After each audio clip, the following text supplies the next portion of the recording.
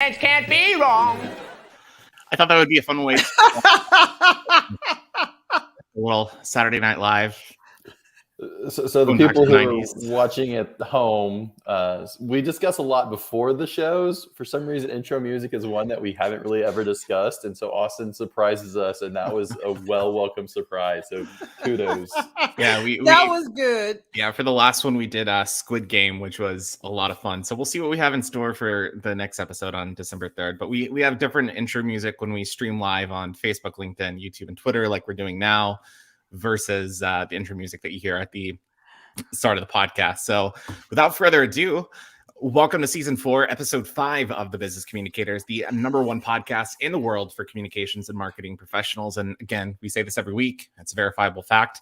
My name is Austin Thatton, joined alongside my co-hosts Hattie Horn and Thomas Bain on this journey as we explore the world of communications and discuss the key issues and trends that impact our industry. And in just a few moments, we're going to be joined by Chris Edmonds and Mark Babbitt, co-authors of a new book, Good Comes First. And I think it's going to be a great conversation, one that I'm looking forward to. But Hattie, we did not have you on the last episode because you were somewhere at sea. So welcome back. Do you have your sea legs back, I guess? Yes, I do. I had so much fun. 8 days, an 8-day cruise. Ooh.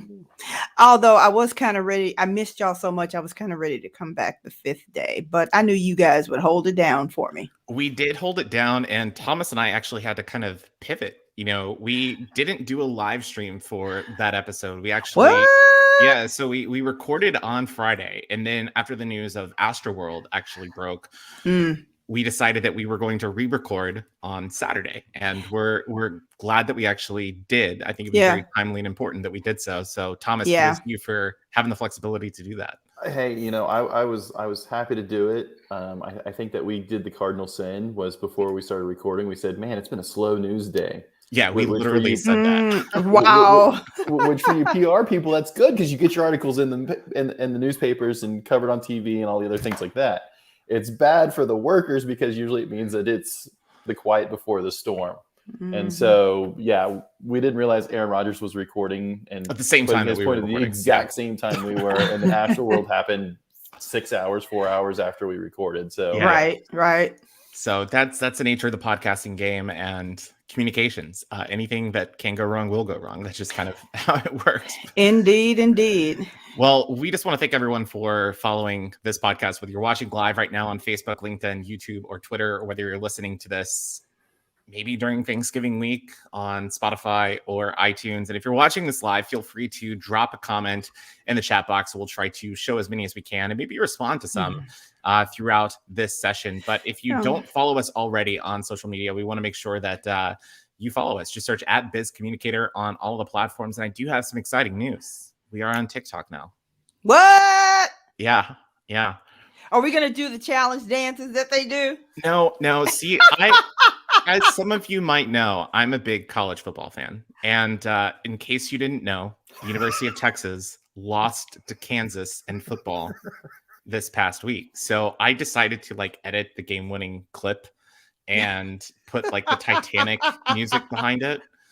And I think it's a great clip. Anyways, I made my first personal TikTok video ever. It got 20,000 views. And I thought it was just incredible. So I was like, all right, let's see if we can do that with the Business Communicator. So TikTok/Biz Communicator, you can find us there. And maybe we'll include some of Thomas and Hattie's dance moves along the way. Okay. Only if we have a private camera into our green room for our guests as the dance competition kick in. I hope our soon-to-be guests coming on are dancing away right now. Yeah, we definitely need Ethan back for that to show off some of his incredible moves. But let's go ahead and get into today's guest. And it's a conversation that we're really excited about. So joining us now on the Business Communicators are Chris Edmonds and Mark Babbitt, co-authors of the new book, Good Comes First. And Chris is a speaker, author, executive consultant, and founder of the Purposeful Culture Group. He's the author of the Amazon bestseller, The Culture Engine, and 5 other books. You can find Chris's blog, podcast, and videocast on drivingresultsthroughculture.com. And Mark's a speaker, author, blogger, culture architect, executive coach, and a career mentor. He serves as president of Work IQ and CEO and founder of U-Turn.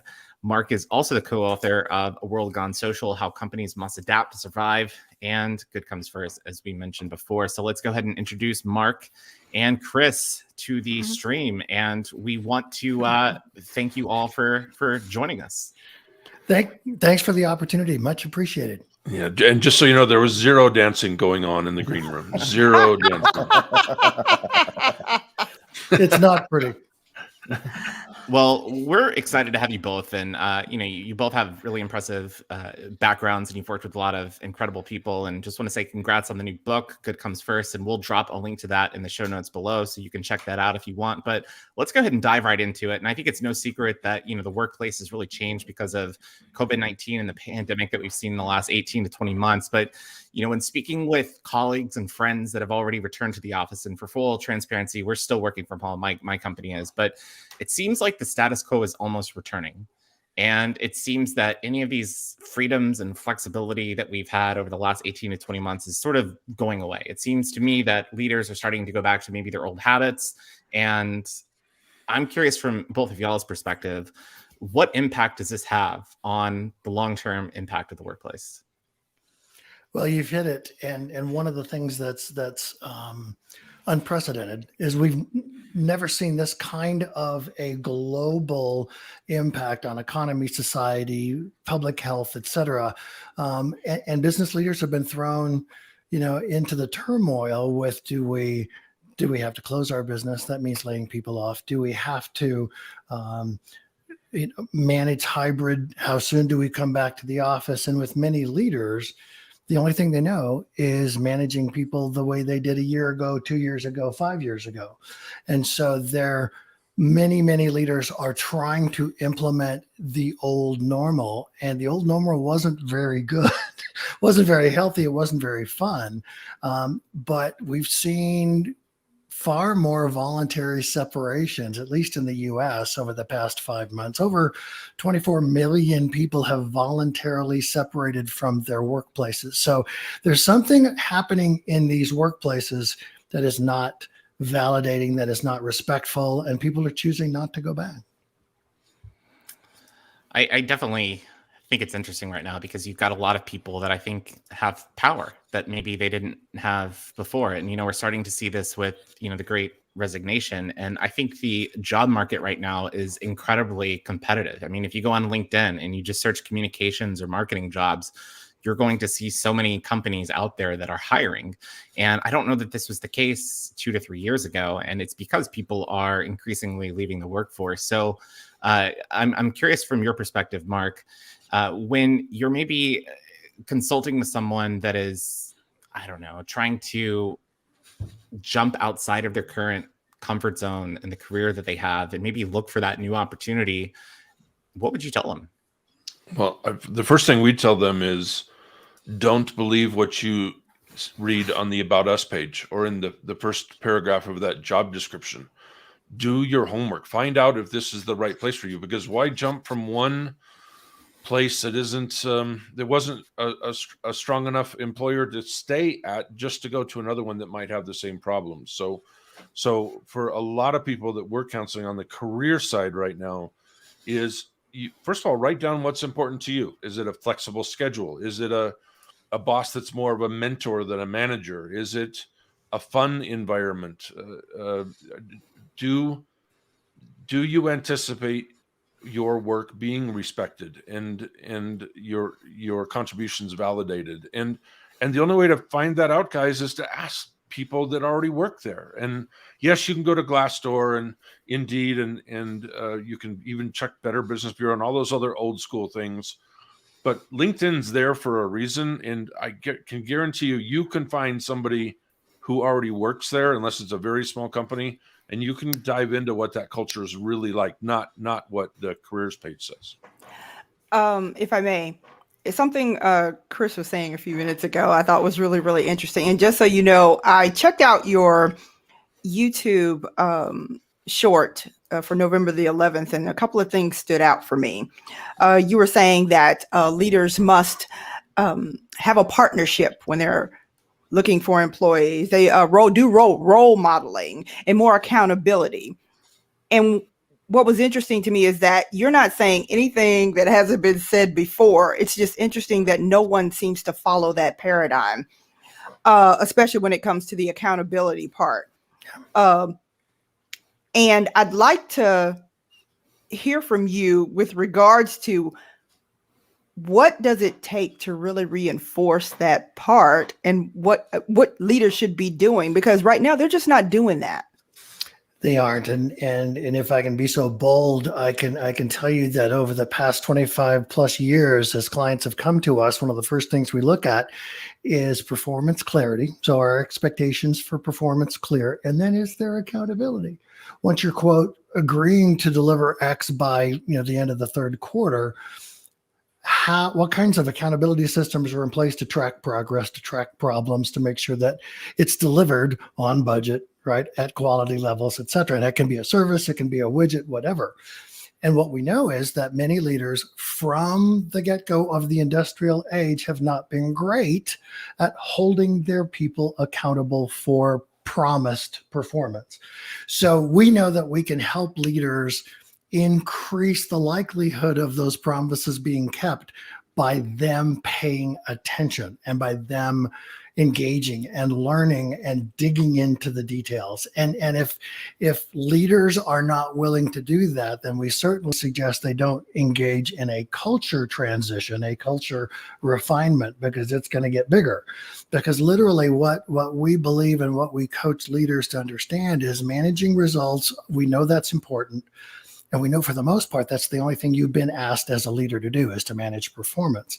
But the reality is managing performance is half your job, and the other half is respect. So getting the results is good, but if you get the results in ways that are disrespectful, demeaning, discounting, you're not going to have employees who, in an incredible tsunami of impact negatively on the economy, on business, on society, on public health, et cetera, they're not going to come back, because they don't feel like you care. They don't feel like you pay attention. So the idea of having leaders understand that if you're going to refine your culture so that people feel more engaged, that they co-create a healthy, civil, respectful work culture, leaders are going to have to change a lot of what they think, what they believe, how they behave, and how they engage people. I'm kind of curious, and Thomas, I want to turn it over to you for a question in just a moment. But Chris and Mark, whoever wants to take this one, I'm kind of curious on professional development and leadership. And I know that there's a balance of how much leaders should, almost take you under their wing and, try to develop your career. But part of that also falls on the employee itself, right? You've got to take the initiative, and you've got to go out there, join organizations, network, build your connections. And you can't solely rely on the business that you work for to develop you. You can't solely rely on that boss or that leadership to do so. So I'm kind of curious, when you look at leaders in general, what role do you think they have in terms of professional development and building up their team for long-term success, even if it isn't with the company that they're currently with?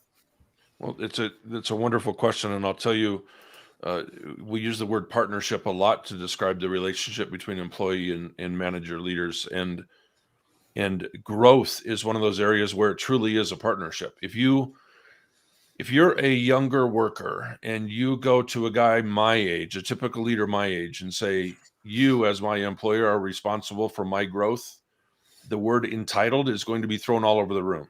And it's not healthy, and it's not career safe. And the better approach, obviously, is to say, I chose this company, I chose this role because I saw potential for growth. And so tell me more about the opportunities in front of me. What can I leverage? What can I take advantage of to co-create my future? And that's really what it is. If even if we don't like the word partnership because it's such a cliche, lean in on co-creation. We're both responsible for this. And of course, the problem with that, guys, is if a manager says, "Oh, I'm just too busy to deal with this. I manage 12 people. I can't be responsible for everybody's growth. They're on their own." Well, now other words are going to be thrown around, and it's usually going to start with "Okay, boomer," and and nothing gets done because now we're at a stalemate. Now we don't trust each other. We've shown disrespect for each other. One guy saying entitled, the other guy starting every sentence with "okay, a boomer," and now nothing is getting done. So it really is, your potential for growth comes from a mutually beneficial relationship, and that like a lot of other workplace issues, that's where it starts. Chris, anything to add, to Mark's comments?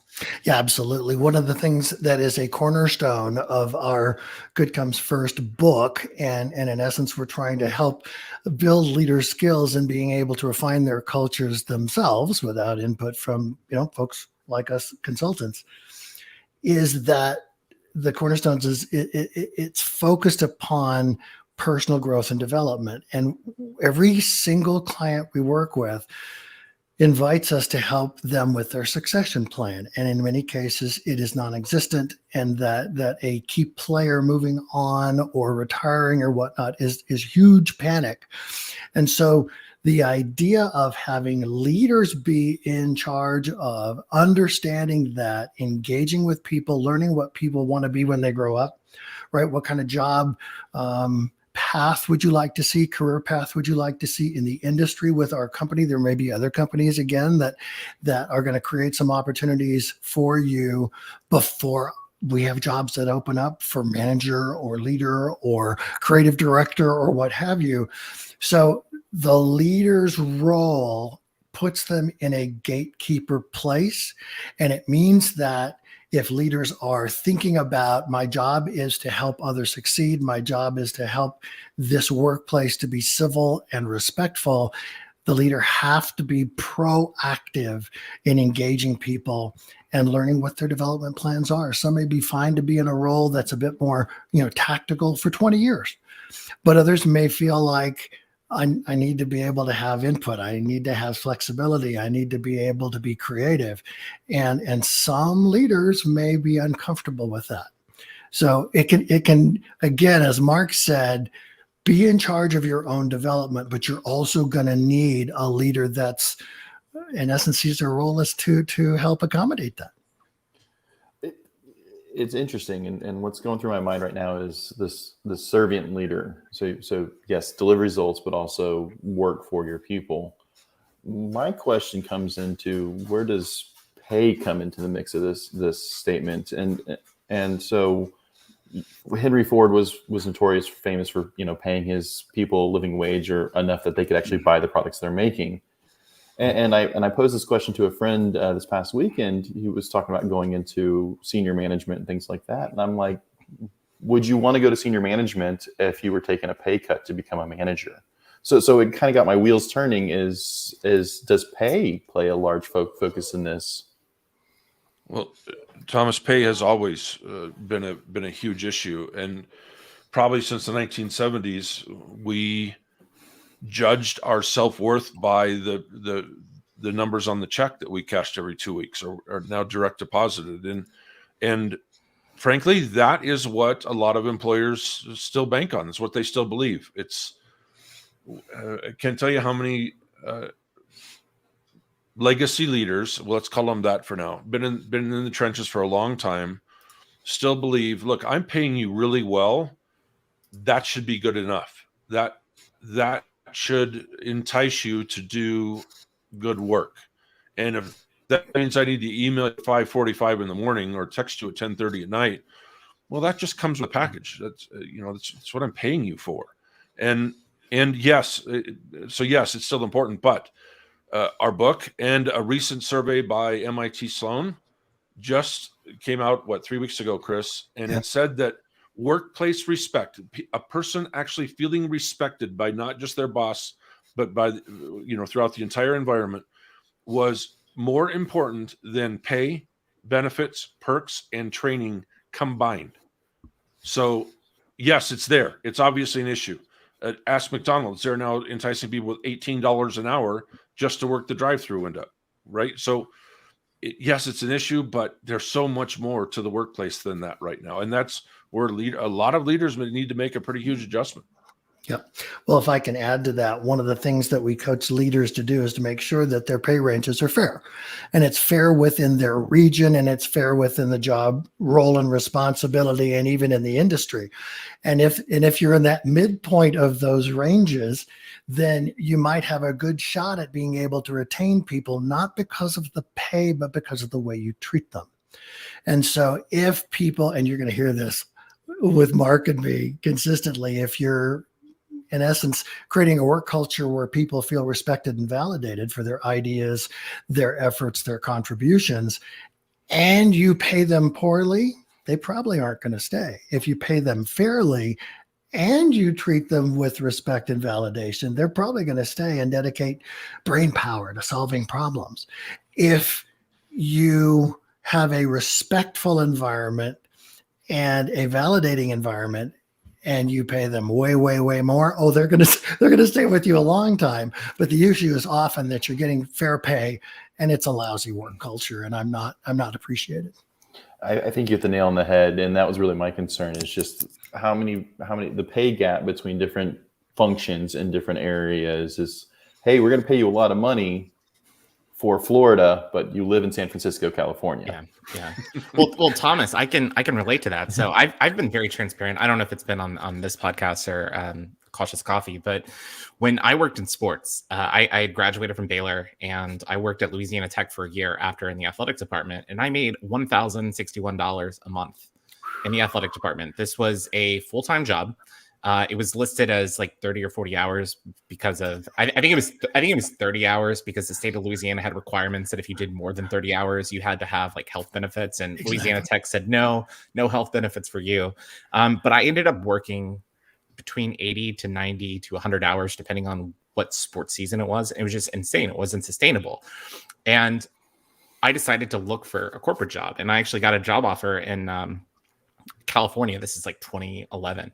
Flew out there for the interview. I told them what I was looking for financially in Houston. And at this time I was like, I don't know, somewhere between $30,000 to $40,000 in Houston, fresh out of college. I think that's a good salary.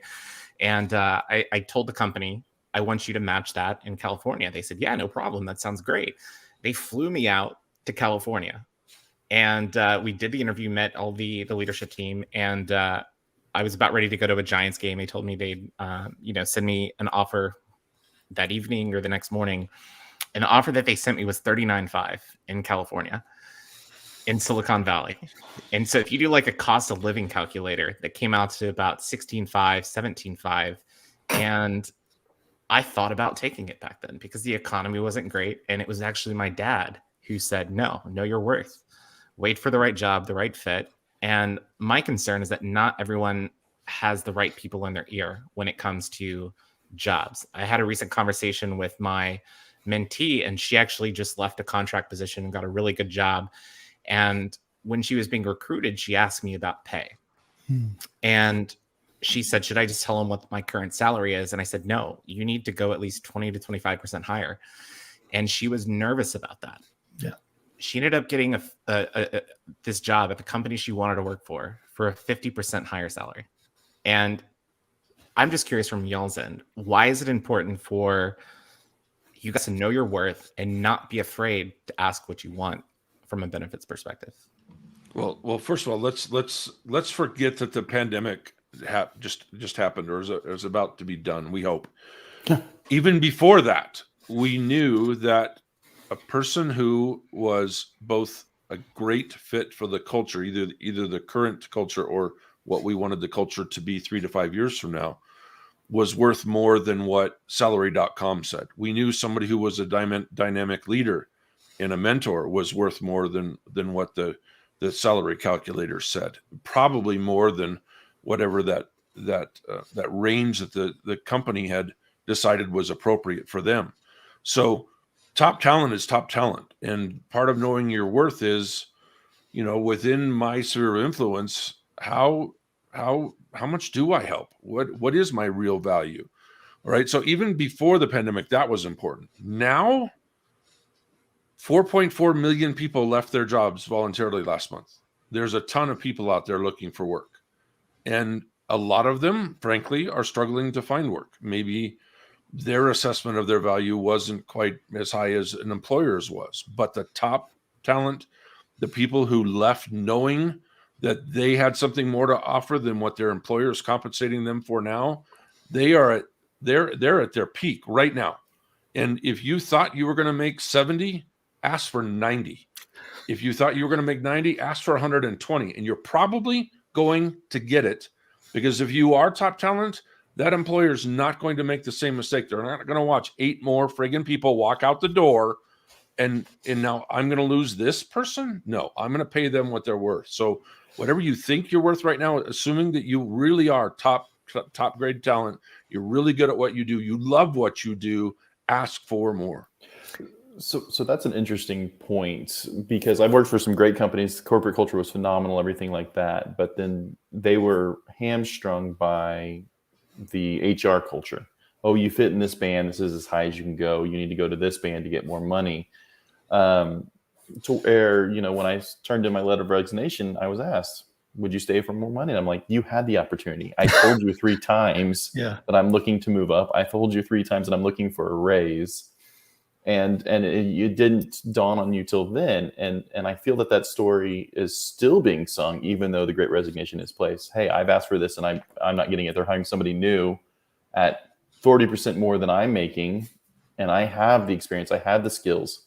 And it's not that they don't like the culture. They might not like the HR culture, but they just don't. It's just the culture of the company. And so how do you consult with companies to look at the whole package? And every time I've talked to them, I'm like, I look at the whole package. Yep. What's my vacation? If I can add, I think you've hit it on the head. And what I love about this time frame with employees understanding that they really do have more power is that an organization's commitment to respect includes fair pay, fair benefits, justice across all. So as we start to look at DEI, diversity and inclusion and et cetera, the equality question is a huge one, because if you've got people who are paid across a wide range, and it doesn't cover being able to live in the region and, pay rent without, having to cut back on food purchases each week. The idea of having fair pay really means that part of what you have to study is to what degree is the company paying fair wages across gender differences, people of color differences. And if in fact there's not fair pay there, then that may not be a company you want to stay at, may not be a company you want to pursue. It's interesting. We're sitting here talking about worth, value, compensation, the whole 9 yards. I know when I left my last company, I was not, I was okay with it. And I made a conscious decision about who I wanted to work with, the type of people I wanted to work with, even the company I wanted to work with. And I stood in that. I owned that. When you talk about worth, when you talk about value, and as a female, that's a whole nother sack of worms for me. Sitting here talking to all these gentlemen, because a lot of times women or women of color, we've had to stand up and say, hey, I know what I bring to the table. And I want to be respected and compensated for what I feel that I'm worth. Do you work with people in that vein who have not even thought about it that way? I know companies do all these, equity surveys and polls and all about who's compensated what. So how does that work for a person like me? Well, first of all, great question. Second, I might contest a little bit. You said companies do all these pay equity surveys. Some of them do. Not enough. Sorry. Not enough. I mean, Chris and I tell clients all the time, well, we think we might have a problem with gender equity in it as far as we pay. It's like, what do you mean you think? You have all the data at your disposal. You could learn in somewhere between 45 minutes and a month exactly where you stand on pay equity. The problem is, what are you going to do about it once you have the data in your hands, which again, ridiculously easy to draw, could take, especially if you have a really good HR system, then for instance, you go to Bamboo HR, you can pull that data in about 45 minutes for the whole company. And we've worked with too many clients who they have that data in their hand and they say, oh my goodness, we're paying a female person of color about 13.5% less than we are a white male. Well, great. Now you have the data. What are you going to do about it? And so leaders have for years since the industrial age, plausible deniability. Well, if I'm a CEO and I don't know that there's a gender pay gap, well, then I'm not responsible for fixing it. Bull. You know. Yeah. Fix it. If you want to be known as a good comes first company, if you want to be known as somebody who's treating their entire population fairly with respect, then fix it. Yeah. Don't just say, oh, we're working on it. No, absolutely not. And I'll give you an example real quick. Salesforce, what's the figure, Chris? They spent $8 million in 2 months. When they found out they had a gender pay gap, they spent $8 million to fix it. 2 months later, completely fixed across the board. Huge company. Boom, done. Right? That's what we need to see from our leaders today. I think you hit the nail on the head about you have the information there. And if you don't have the information there, it's easy to get. You talk corporate culture. Hey, there's a foosball table in the corner of the office. Is the foosball table actually being used, or is it just there to point to people as they're walking in? Like, I literally walked into one company. I was visiting somewhere, and they had like an air hockey table and everything like that. And I asked about it, and it had like an inch of dust on it. I'm like, that's how that thing's been used. And they're like, oh, everybody's out the door the second, their manager lets them out. And I'm like, Yeah. maybe your Subtle culture might be a little off. subtle clues. Well, and I've got to loop back and refer to the HR culture, because we see that a lot. And the reality is HR is doing exactly what they've been told to do by senior leaders, maybe by the ownership of the company, et cetera. HR is often a cog in the wheel as opposed to a driver. And we've seen some very powerful HR directors who are adamant that they're doing what they've been told to do. And it goes back to the beliefs of the senior leaders. If you don't care about pay inequity and gender inequity, then you deserve exactly what you get. And if you dive into the data and you see that there are pay gaps and do nothing, that is disrespect. That is not remotely respectful. I think this has been a fascinating conversation on the HR front.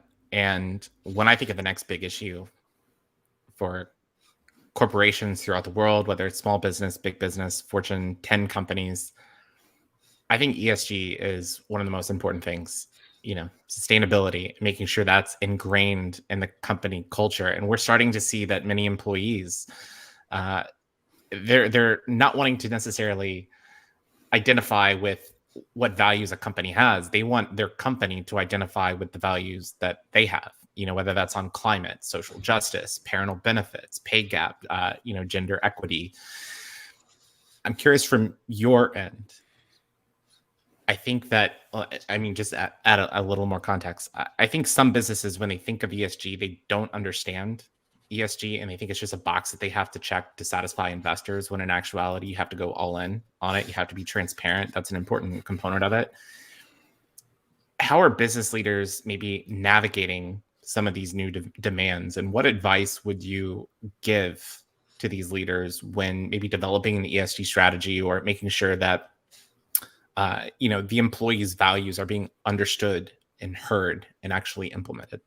Well, here's some context, some background. We spent 3 years researching and writing Good Comes First, and because of the negative reaction to ESG, to the phrase, to the acronym, the negative reaction from leaders to social responsibility, we deliberately chose not to use those phrases anywhere in our book, because they were not just a box that CEOs thought they could check. They were a lip service box that they thought they could just talk away.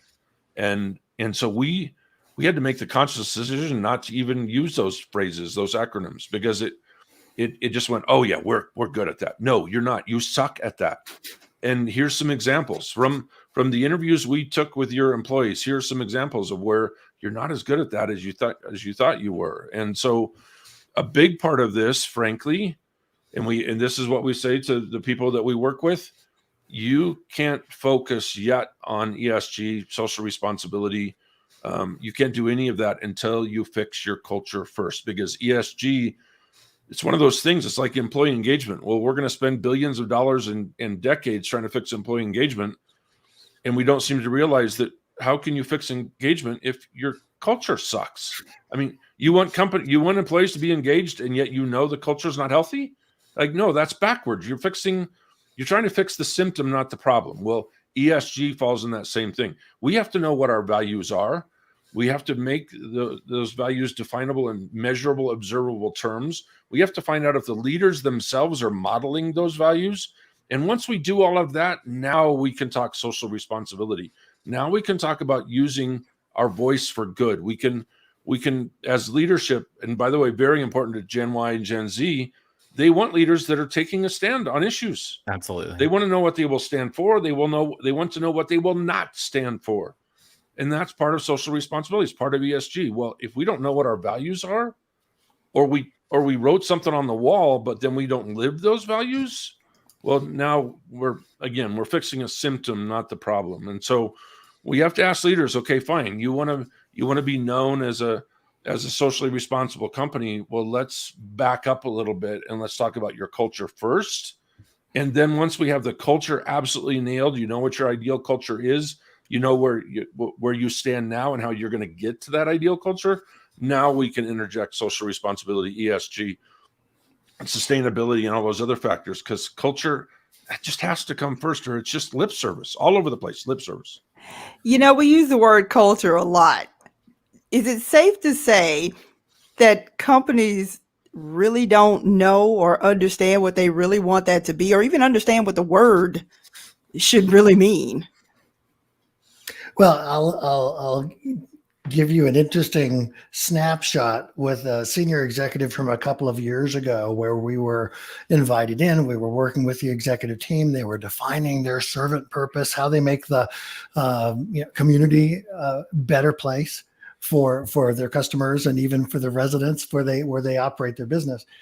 And we talked about engagement. That was a buzzword for them at the time. And the CEO, we probably talked for an hour, and the CEO jumped in. I don't care how happy people are. I want them to produce. Okay.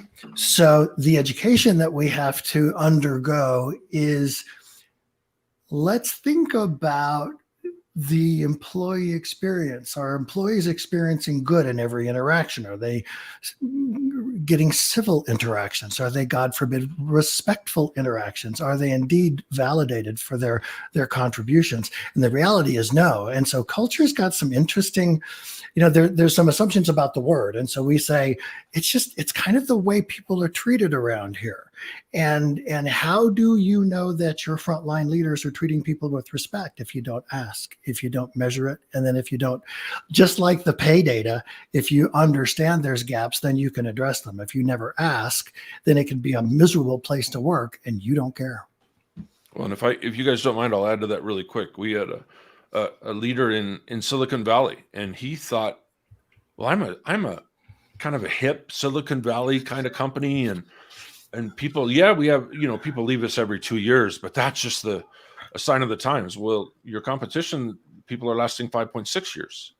And so yours is 2.3. So first of all, wrong data point, or at least you're looking at it wrong. Second, if you want to know what your real culture is, stand at the front door every morning, watch the people slam their doors and trudge to the front door going, oh my God, I have to go to work here again. And just watch the body language. And then as soon as they see you standing at the front door, watch their body language change. Their shoulders go back, they smile. Oh, hi, Bob. How are you today? Well, your real culture is that trudge from the car door to the front door, not where they perk up and see you and, oh, now I got to be happy. No, that's not your culture. The culture happened the 30 steps before that. And you need to look at that very seriously and decide if that's really the kind of company you want to be. It's interesting. We were talking about the buzzwords, the ESG, and everything like that, and it's focusing on yourself first. And what was going through my mind was the announcement into airplanes. In the case of the oxygen mask, Paul, put yours on before assisting others. So I thought that was a very interesting point. Is look at what you're doing, how you're doing it, how to make yourself better. But as a researcher, I'm always going to give a word of caution: is don't rely on your voice of employee, voice of customer survey, because here's a key word: people lie on those surveys. You have to marry that data with what you're saying. And so, to your point, hey, your surveys are great. Corporate culture is awesome. Everybody's so happy to be here. But that drudge in there, validate. Use that to help guide what you believe, but then validate those survey responses. And even if they say they're anonymous, and most of them are to a certain degree, if they're doing it properly through a third party, blah, blah, blah. We'll get on that soapbox later. You still have to be careful, because in my roles, usually in companies, it's like, oh, this is the job function you do. I'm the only one in the company that does it. Yeah, I'm going to put that in there because I'm really anonymous. Doesn't matter what they say.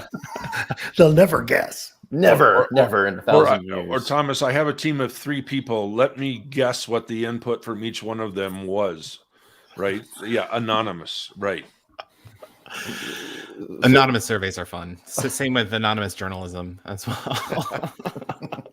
I think that's another conversation for another day. But, Chris and Mark, I think it's been a really fascinating conversation. I want to thank you both for joining us on the Business Communicators podcast. And you both have a book out, Good Comes First. Tell us a little bit more about the book, kind of what went into it, and, perhaps where our listeners can purchase it or find you guys to follow on social media and learn a little bit more about you and the work that you do. Well, thank you for that loop back. It's always good to be able to point people to where they can find us. So they can find us at goodcomesfirst.com. The title is related to the core of the book, which is let's make sure our employees, team members, associates are experiencing good in day-to-day interactions around both the performance side, the result side, as well as the respect side. And the book is available at all online retailers. It is actually available at brick and mortar stores throughout airports. It's in Barnes and Noble. We have pictures. So the book is widely available, which is great. And what we're finding is that there's a equal number of Audible copies, audio books, and ebooks as the hardcovers. So people are engaging with this idea, and they want to learn it. And they may want to listen to it on the plane or a train or whatever. But there's great interest. And Hannah, I appreciate your question about what percentage of CEOs want their company to be good. And that is a wonderful question. We can be cynical, but our experience is that most leaders don't want people to be demeaned, dismissed, discounted in their workplace, but they also don't pay attention. And they're not engaging in data gathering to understand literally what the day-to-day experience is. And if they do that, then they might be able to do something about it, right? To begin to change the culture, observe and measure the way leaders are perceived by their direct reports on how respectful they are. That's a fascinating experience. And we do anonymous questionnaires, and without that 2x4 across the head, sometimes leaders can assume they're fine. We definitely recommend that you check out the book, Good Comes First, and we'll drop the social media links and the Amazon links and the website in the show notes below. So if you're listening to this on iTunes or Spotify, just scroll a little bit down, click on the buttons, and purchase the book. Follow these guys on social. And Chris and Mark, it's been so wonderful to hear you both today, and we thank you so much for joining us on the Business Communicators podcast. Appreciate it. Great questions. Yes, hey, thank you for try. the opportunity. We try. Thank you for joining. All right. Well, we thank you both, Mark and Chris, for joining us. And I thought that it was a really good conversation, Hattie and Thomas. And I really encourage our listeners to go out there and check out the book and to follow both Chris and Mark on social media. And Thomas, Hattie, what are some of your takeaways from the conversation? Thomas, Well- you're on mute. We'll edit that out. We'll edit that out and post. Not my face, please. I think it's awesome that it's a book, and both physical and reading, because while we've always put educators, college professors, authors on pedestals, and these books are opinions, much like what we're saying here. And you have the right to form your own opinion, but to start to form your own opinion, you should actually at least hear people out, read about it, things like that. Whether you can read it today, read it tomorrow, doesn't matter, or put it on your bookshelf and get to it when you can. Or if you're starting to get back to travel, read it on the plane, listen to it on the plane. So I think it's great to look at it at yourself first. And this might give you an opportunity to look at yourself, look at your company, look at what you're trying to accomplish, and maybe find those little gaps in what you can work on before you start to say, we're going to change the world and we're going to pay everybody better. And we're going to put a foosball table in the corner. You're really hung up on that foosball table, aren't you? I haven't played foosball in a long time. I want to go play foosball. Really? No, I love the fact that there's a book out there that can help CEOs be more intentional about how they, I hate using this word, engage or interact with their employees or their people, and understanding that they're people first. And the fact, while performance is just as important, the respect, the accountability, and that they have those tenets and guides that will help them get there. And I'm hoping that they will actually use them. Yeah, absolutely. And Dan, thank you so much for the thumbs up on LinkedIn. We appreciate it. And I thought it was a really interesting conversation because, my takeaway is that companies sometimes don't want to change, but sometimes they need to in order to stay relevant and to continue to move forward, whether that's a leadership change at the top that needs to happen, a cultural change. I think that the takeaway for me is it's never too late to change. If you want to make sure that your company is around 10 years from now, 15 years from now, 20 years from now, sometimes you have to take a hard look in the mirror and understand, maybe we can do better in certain places. And I think it takes the right leaders to admit that at times. And so I thought it was a really fascinating conversation. And again, Good Comes First is the book. Scroll down in the show notes to check it out. But we've got a few minutes left to go on this episode of the Business Communicators podcast. And I think it was in season 3. We actually talked about, maybe it was this season, I don't remember, but we were talking about NIL, which is name, image, and likeness. And I mentioned this at the top of the show that Kansas beat Texas in football. If you haven't heard of it already, and I do want to share a quick clip that was actually posted yesterday by Applebee's. So Applebee's actually partnered with the walk-on, tight end who had never played offense in a game, who caught the game-winning touchdown. They actually partnered with him and filmed a commercial this week, and it debuted on Thursday, November 18th. And again, this is somebody who's a walk-on, not a high-profile recruit at a big football school, and he's got a television net now. So we're going to go ahead and play that real quick. Jared Casey, you just made one of the greatest game-winning catches in Kansas football history. That was Jared, wasn't it? That was Jared. Where are you going now? Where am I going? I'm going to Applebee's. After I made the catch, life has been pretty great. Here you go, Jared. Your 2 entrees and an appetizer from the Applebee's 2 for $22 menu. Hey, you always got to go for 2. I thought that was absolutely brilliant. Great advertising, great to capture on the moment, and kudos to this walk-on Jared Casey, who nobody knew who he was before last Saturday, and now he's got an ad with Applebee's, and that wouldn't have happened last year with NIL. So kind of cool. Yeah, he's got his 15 minutes of fame there for sure. And I love it that they did capture it in the moment. That's really cute. Yeah. I think they captured it in the moment, but then they also turned around and took what actually transpired. He went for 2, he caught it, and then they interwove it into everything. Ever since that victory, Austin, I'm thinking of your mask. You might have to update it or put another comma next to it that you wear every now and then. Yeah, I don't have the mask with me, but if you guys have seen it, I've posted it on social media a few times. But it said, "Don't let COVID-19 distract you from the fact that Texas lost to Kansas football." And 2016. So we need to cross that out to 2021. Well, and I think that was Kansas's last Big 12 win as well. No, they beat Tech and TCU during that time. Oh, okay. Yeah. Not Baylor, though. So. Selective memory on that one.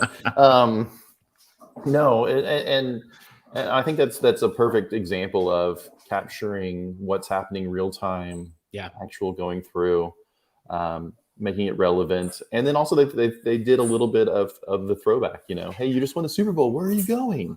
Yeah, exactly. That's what I was saying. It's just like the NFL when they do the Super Bowl. Yeah.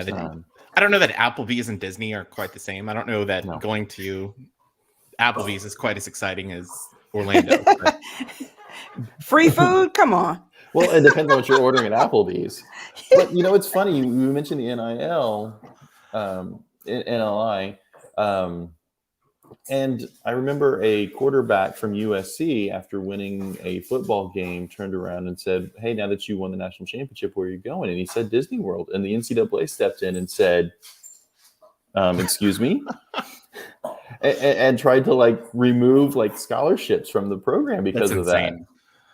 Well, I'm glad that student athletes can now capture on their name, image, and likeness. I think that's incredibly important. But Thomas and Hattie, I think that this has been a wonderful episode of the podcast, and we really want to thank Mark and Chris for joining us on this episode of the podcast. And I before we wrap this up, what are some parting takeaways that you both have for the week, whether it's on this podcast, anything that's happening in the world today?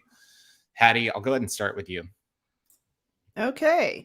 Well, one of the things that my takeaway today is, about being intentional, being respectful. And I love that, and being accountable when it comes to CEOs. Like you said, while they don't want to change, they're finding out it's important to change, and change can be good.